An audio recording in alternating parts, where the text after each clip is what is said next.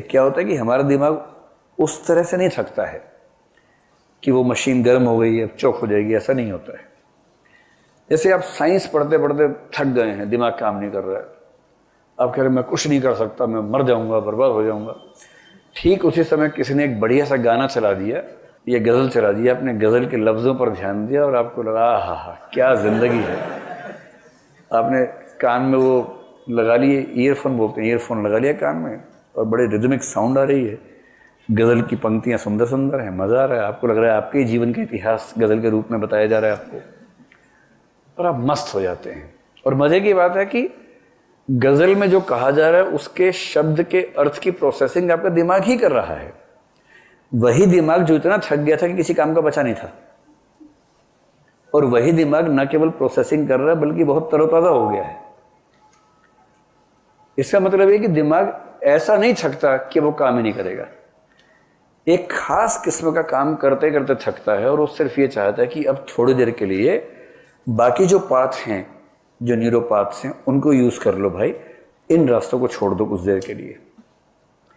तो एक इसका रामबाण उपाय ये होता है, ऐसे किसी भी पेपर में अगर आपने 2 क्वेश्चंस कॉम्प्रीहेंशन के किए, उसके बाद क्रम में बेशक कॉम्प्रीहेंशन है वो छोड़ दीजिए और सीधे क्वेश्चंस को चेंज करके आ जाइए रीजनिंग वाले सवाल पर कि एक थैले में एक लाल, एक नीली, एक काली बॉल है। अब वहां दिमाग चलेगा आपका।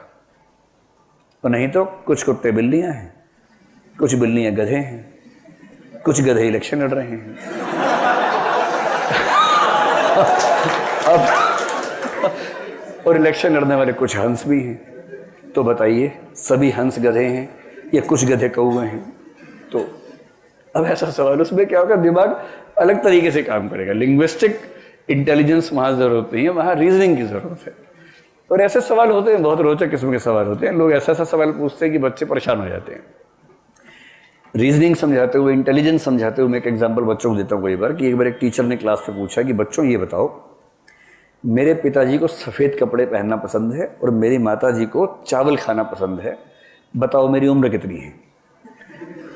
अब ये सवाल डेटा सफिशिएंसी का है कि जो सूचनाएं दी गई और जो प्रश्न पूछा गया उनके लिए दिए गए आंकड़े पर्याप्त हैं या नहीं है। सवाल तो इस बात का है। तो कॉमन सेंस से कोई भी समझ सकता है कि डेटा सफिशिएंट नहीं है, कुछ और बताना होगा, इतने से कैसे पता लगेगा? पर तब भी एक बच्चे ने कहा कि नहीं सर, मैं अनुमान लगा सकता हूं, आपकी उम्र 40 साल है।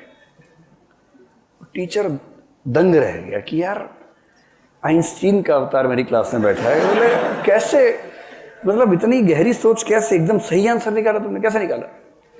और उसका सिंपल लॉजिक है, मेरे पड़ोस में एक भैया रहते हैं 20 साल के, वो आधे पागल हैं, तो मैंने गुणा 2 कर दिया, तो उससे मेरा अनुमान निकल गया।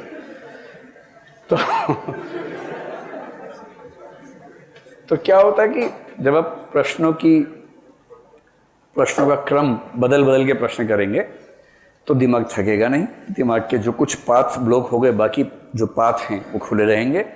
और ये सिंपल सी बात है कि 2 सवाल कॉम्प्रीहेंशन के हो गए तो नमस्ते कर लीजिए, कुछ देर मेंढक बिल्ली टाइप सवाल कीजिए, वो 3-4 हो जाएं, गीटा बीटा उछाल लिया, हो गया सब। उसके बाद वापस कॉम्प्रीहेंशन, 2 सवाल फिर ये कीजिए, फिर बीच में मैथ्स में आ जाइए, एलसीएम निकाल लीजिए, फिर वहाँ चले जाइए।